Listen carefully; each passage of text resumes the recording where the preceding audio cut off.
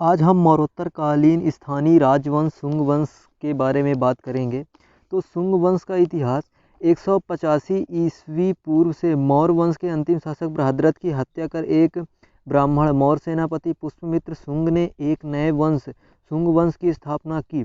पुष्यमित्र शुंग कौन था, यह एक विवाद का विषय माना जाता है। पुष्यमित्र शुंग में मित्र शब्द जुड़ा है। मित्र सूर्य का ही एक रूप है जो कि पारसियों के एक प्रसिद्ध देवता हैं। इसी आधार पर हरप्रसाद शास्त्री जैसे विद्वान पुष्यमित्र शुंग को पारसी मानते हैं।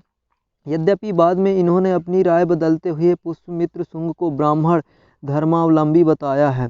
दिव्यावदान के पुष्यमित्र को जहाँ मौर्य बताया गया है, वहीं हर्षचरित्र में अनार्य। इस संदर्भ में अधिकांश विद्वान पुष्यमित्र शुंग को ब्राह्मण बताते हैं। शुंग मूलतः विदिशा मालवा के या बेसर नगर का क्षेत्र में रहने वाले थे। पुष्यमित्र शुंग के काल में इतिहास की जानकारी के साहित्यिक और पुरातात्विक दोनों साक्ष्य प्राप्त होते हैं। तो अगर साहित्यिक साक्ष्य की बात करें तो साहित्यिक साक्ष्यों में पुराण, हर्षचरित्र, गर्गी संहिता, महाभास और मालविकाग्निमित्रम और दिव्यावदान आदि महत्वपूर्ण हैं। पुराण विशेष में मत्स्य पुराण, वायु पुराण, ब्राह्मण पुराण आदि से यह पता चलता है कि पुष्यमित्र शुंग वंश का संस्थापक था। वाणभट्ट के हर्षचरित्र से यह पता चलता है कि पुष्यमित्र ने अंतिम मौर्य नरेश बृहद्रथ की हत्या कर सिंहासन पर अधिकार कर लिया। हर्षचरित्र में पुष्यमित्र को अनार्य और निम्न उत्पत्ति का बताया गया है। गर्गी संहिता एक ज्योतिष ग्रंथ है जिसके युग पुराण खंड में यवन आक्रमण का उल्लेख मिलता है। पुष्यमित्र शुंग के पुरोहित पतंजलि द्वारा रचित महाभाष्य में यवन आक्रमण की चर्चा मिलती है। इसमें बतलाया गया है कि यवनों के साकेत तथा माध्यमिका नगरी राजस्थान को तहस नहस कर डाला था।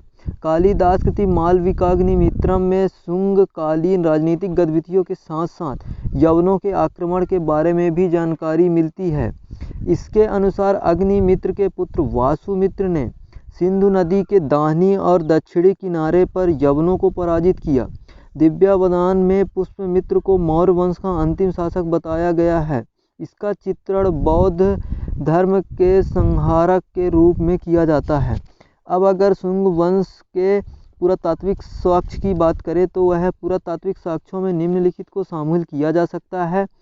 धनदेव का अयोध्या अभिलेख, हेलियोडोरस का बेसर नगर या गरुड़ स्तंभ, सांची एवं भरहुत का अभिलेख। घने देव पुष्यमित्र के अधीन अयोध्या का राज्यपाल था।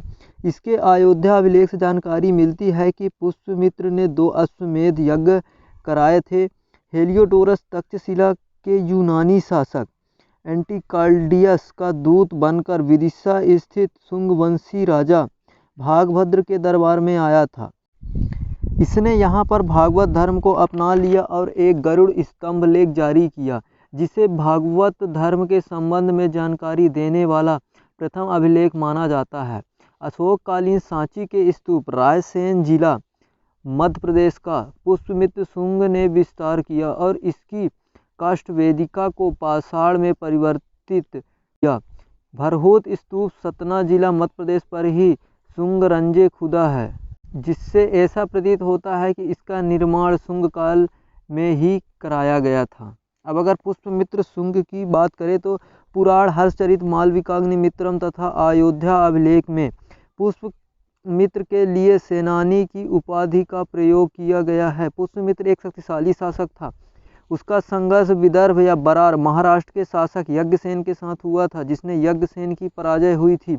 यज्ञसेन को पुष्यमित्र के पुत्र और विदिशा के राज्यपाल अग्निमित्र ने पराजित किया था। कालिदास के प्रसिद्ध नाट्य ग्रंथ मालविकाग्निमित्रम में इस यज्ञसेन की पराजय के साथ साथ उसकी चचेरी बहन मालविका तथा अग्निमित्र के स्नेह कथा का वर्णन मिलता है। पुष्यमित्र के काल में भारत पर यवनों का एक आक्रमण हुआ है।